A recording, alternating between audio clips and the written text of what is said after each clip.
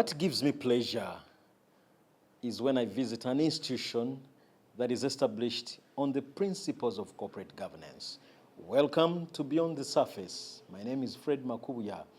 This is where we take time to discuss and digest matters that contribute or constitute to the development of institutions, particularly in the field of mental health. Now, corporate governance is one of those that contribute to the growth and development of institutions. How important is this? If an institution is going through turbulent times, could corporate governance establishment be one of those avenues that can rescue? Bringing us to speed on this is a man in charge of chief membership under the Private Sector Foundation Uganda. That is none other than Mr. Kisirinya Francis. Thank you very much for joining us. My name is Francis Kisirinya. I'm the Chief Membership Officer at Private Sector Foundation Uganda. As you hear, chief means somebody at a very high senior level, leading a group of functions. In my case, I lead the function of member mobilization and recruitment here, customer service and marketing at the private sector here.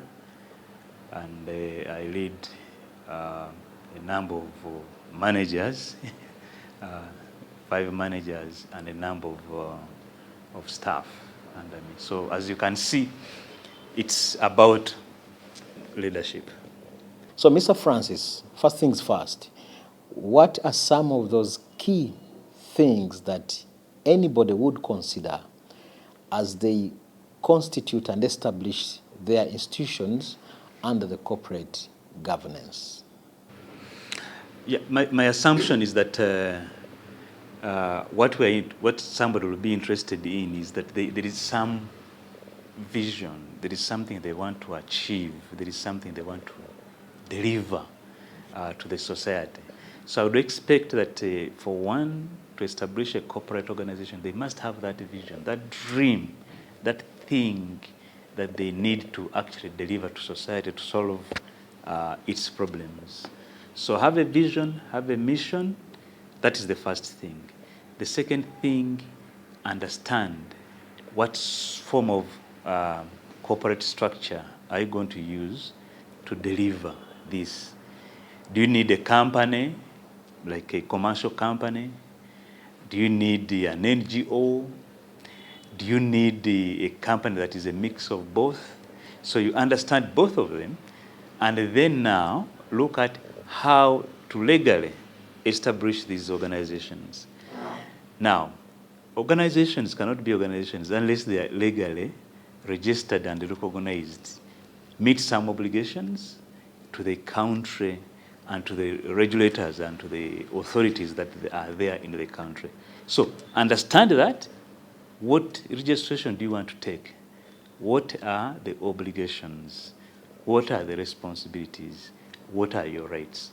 Then you establish. So if, for instance, your vision, you're going to deliver your visions through producing goods and services that solve a problem for people, but earn you, for instance, some profit, then you know I'm going to establish a commercial company.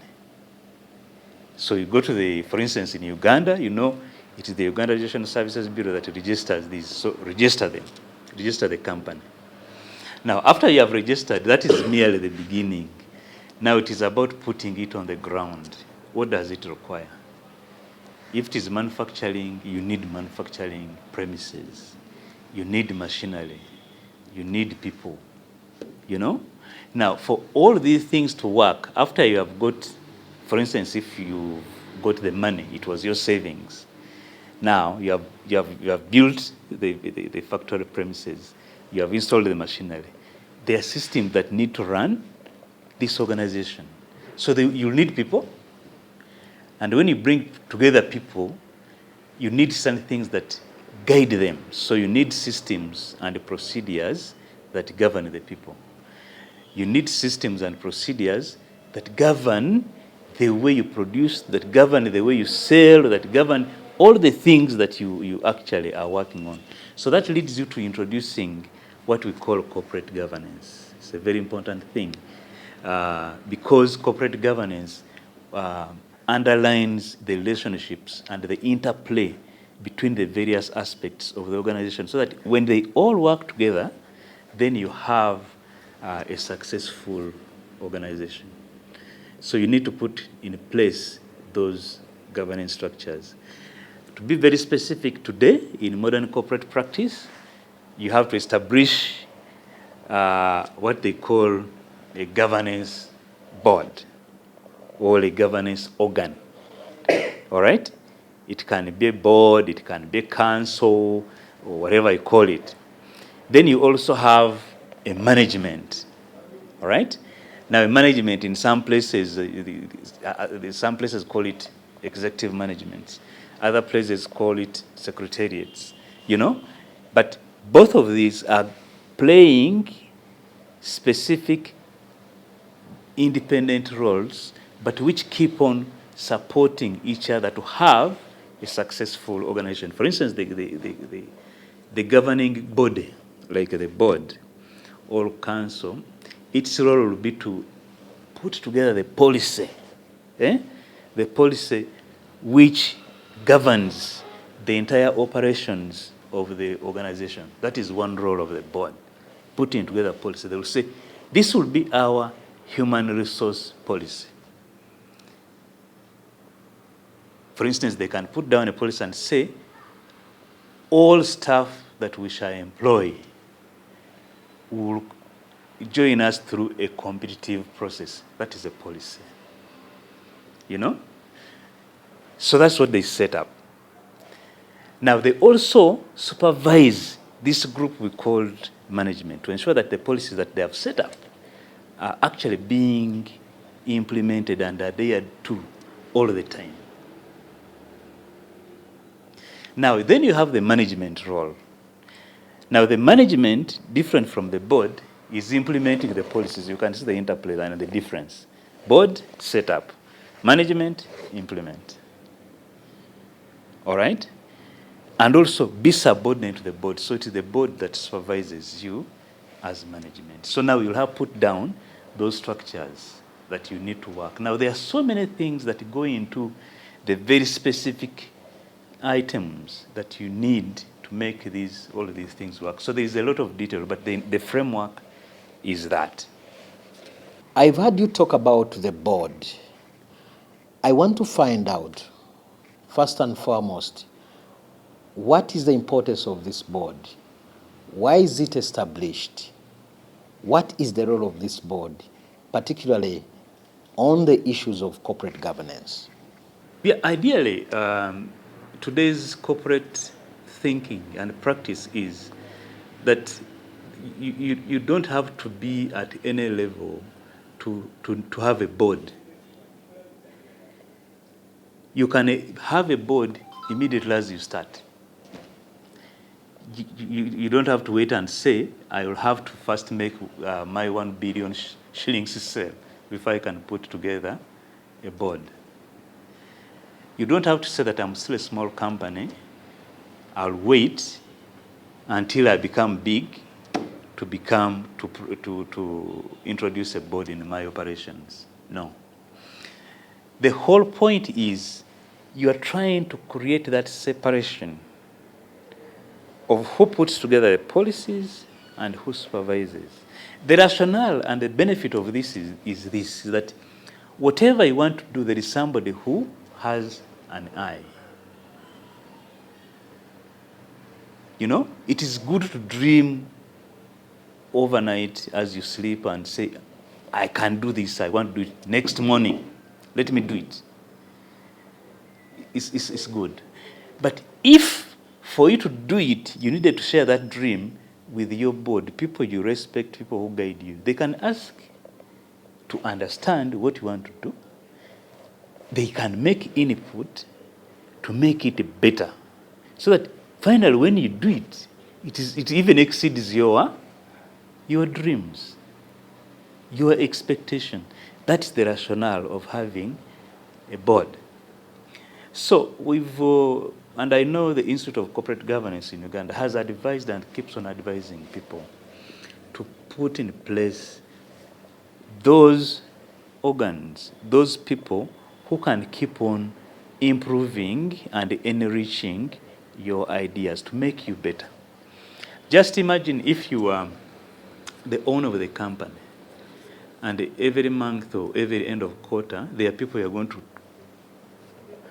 to report to, even if they have no authority over you.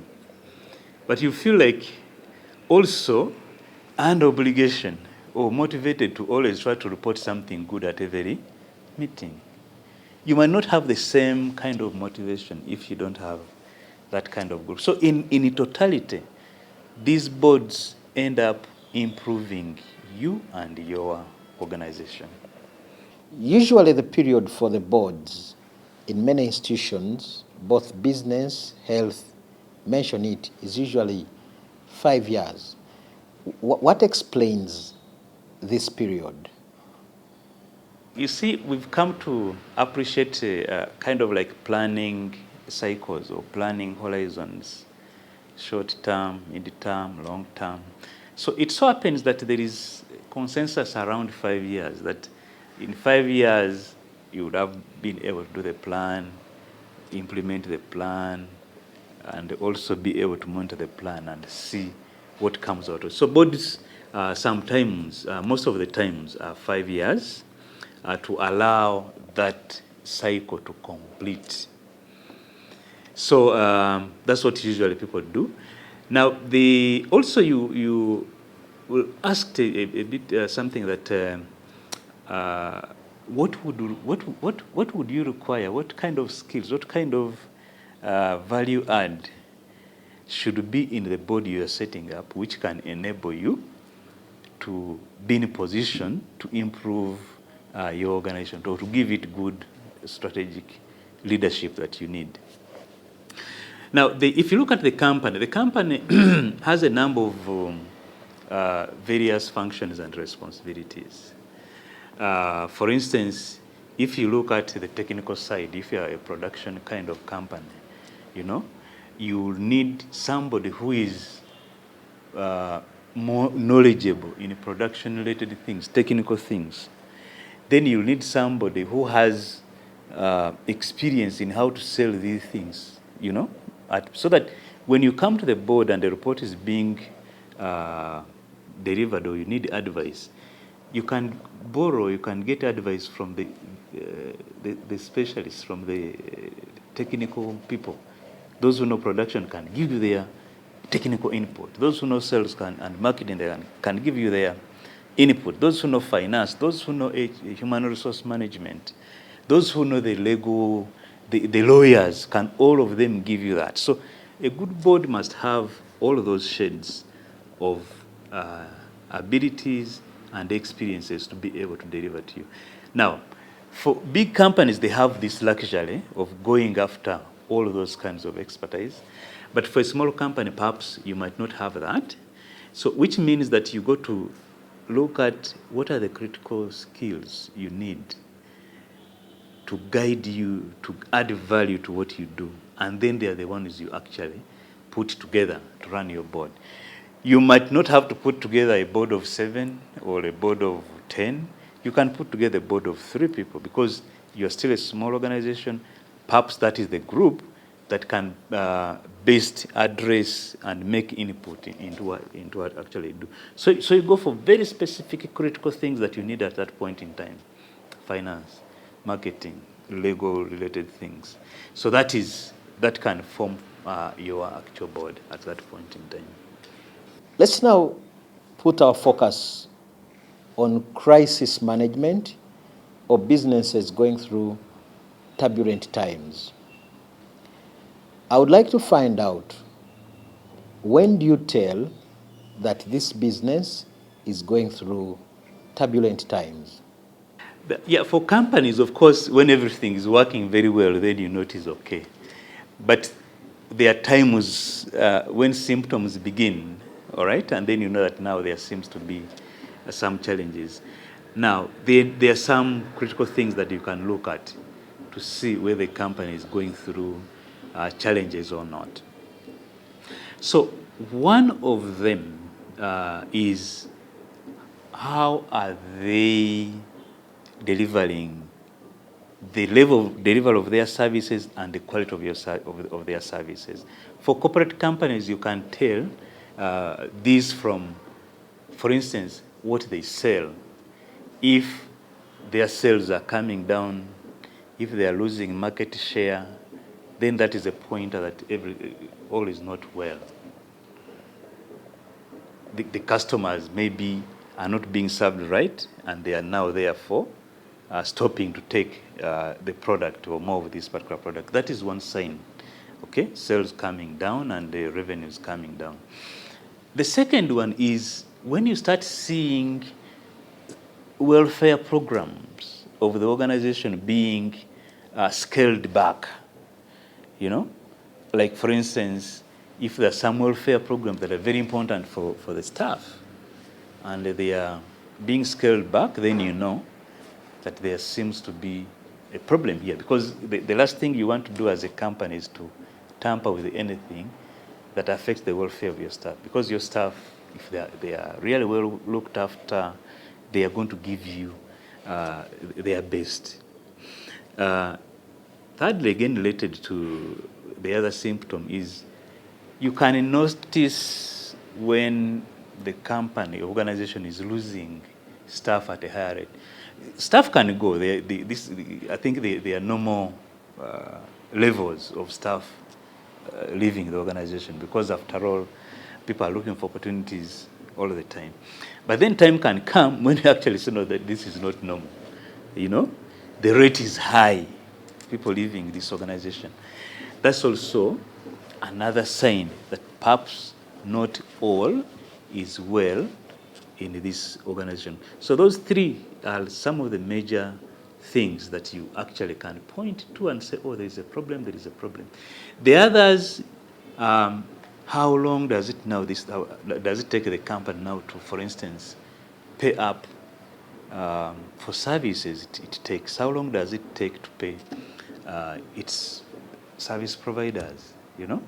That is also a sign, because if they were okay, they would actually be wanting to pay as soon as they consume the service. But if they are not paying, it means there is something that actually is not right. So the executive management and the board must at all times check on the health of these particular pointers. Check on your market share. Is it growing? Your sales, are they growing? Are they coming down? Check to see your staff, you know, are you looking after them very well? Are you getting more welfare programs for the staff? Are they reducing? You know, if they're reducing, what are the issues? Check to see, are you increasing your debt levels? In other words, are you taking more services on credit and not paying in time? Because that is also a fundamental indicator that something is not actually right.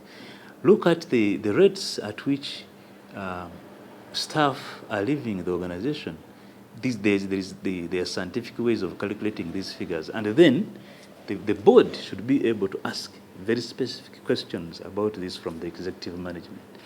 But also executive management in turn must also be watching these and asking the questions and devising mechanisms, because it is not going to be a straight path all the time, no.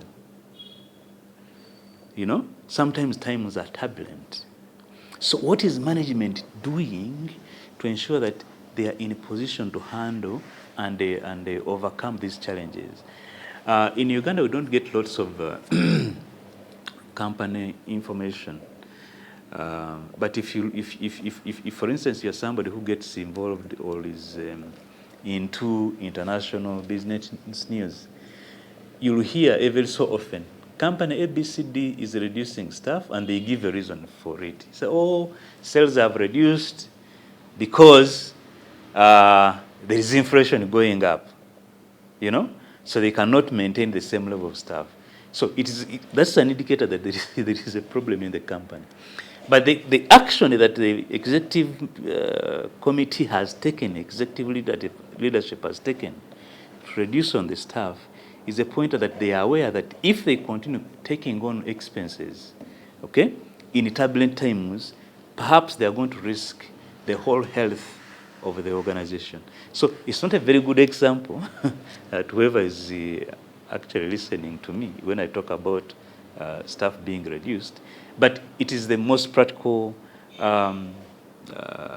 example I could share, and it's what I normally see a lot in these international journals, in business news that we actually keep on getting and reading and viewing on a daily basis. So how best do we, Mr. Kislinya, strengthen businesses, institutions that are going through very hard or turbulent times? Strengthen our organizations, our companies, to actually become big, strong organizations that are able to generate the kind of jobs that we need to address issues of unemployment, to generate sufficient taxes so that the government can provide public services. Our companies must be run on corporate governance principles. There must be checks and balances. There must be people who set up the policy and people who implement the policies. And there must be accountability. Accountability means is that you have agreed on something. So being accountable is to show that I've delivered this thing. Or if I've not delivered, I accept I've not delivered and I take the consequences that go around with it. So that is the only way we are going to have to build our companies. That is a corporate governance thing to begin with. The second thing that we must do as companies everywhere is to identify opportunities all the time. Be on the lookout for the opportunities that are opening and take advantage of those opportunities. Be open to the changes that come, you know? Like, for instance, today, there is a lot that is driving towards use of technologies, ICTs in companies. Don't insist and say, we have always run our business this way. It's good, yes, but the times have changed. If you really don't take advantage of this, you can be left behind. Keep on being innovative, you know? Keep on being innovative. Find out what would add value, what would solve problems for my society. Then it convert those into innovations, and then there will be opportunities which you can now use to generate more and more value for your company. Fourthly, look at your capital structure as a company. It's so crucial, ladies and gentlemen. Is your company funded 99% by debt? You know, capital structure is the combination of all the funding options that you have. Debt, equity, you know, that combination is very important. So look at it and make sure that you have the appropriate capital structure that is able to run your business efficiently, right? If you find that the company is weighed down by debt, you can't take up innovations, you can't take up opportunities that open because the debt is almost taking everything and you don't even have additional opportunities to borrow. Open up your capital structure and say, I now need equity, I need shares, you know? Bring in that type of capital, then it will give your business a lease of life. If your business is equity heavy, you know, there's too much equity, while you can expand your business by bringing in other types of capital like debt, bring it in and expand and take advantage of the opportunities. Don't insist and say, for us in our family, we don't borrow. You know, it is not about that. It's about that there is opportunity that this capital can actually introduce and create value for your business. So those things are very important for us to do, and that will help in delivering success in our companies. Corporate governance is an issue that we can't finish discussing in a single day. Your parting shots, Mr. Francis Kisilinya, as we wind up this discussion on matters of corporate governance.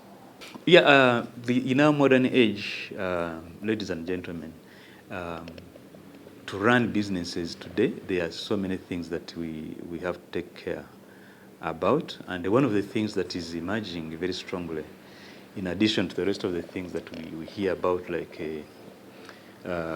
environment and social and governance issues, we have issues emerging which are on the welfare of the staff. Mental health issues are actually emerging, and they are becoming something not to ignore at companies. So as companies and leaders, I urge you to get acquainted, first of all, seek out information, and know what could actually happen, what situations can create mental health issues among my staff, or even you as a leader, what are those things? Then find out from the experts how you can deal with these things, identifying these issues, and also how to deal with them. So those are, in the end, when you do this, you'll have a very strong, motivated, and a dependable team of human resources of staff that will continually be delivering value for your company year on year. Mr. Francis Kisilinya, I must say thank you very much for sparing time to speak to us, especially on very critical and pertinent issues. So if you are an institution and you are going through a very hard or turbulent times, it is very normal. But how you handle that is a matter of discussion. Remember, everything rises and falls on leadership. Our dedication as Reason International is to have interviews and experts in the different areas to bring us to speed, especially on matters that add value to you and I. This has been Beyond Your Surface. My name is Fred Makobuya.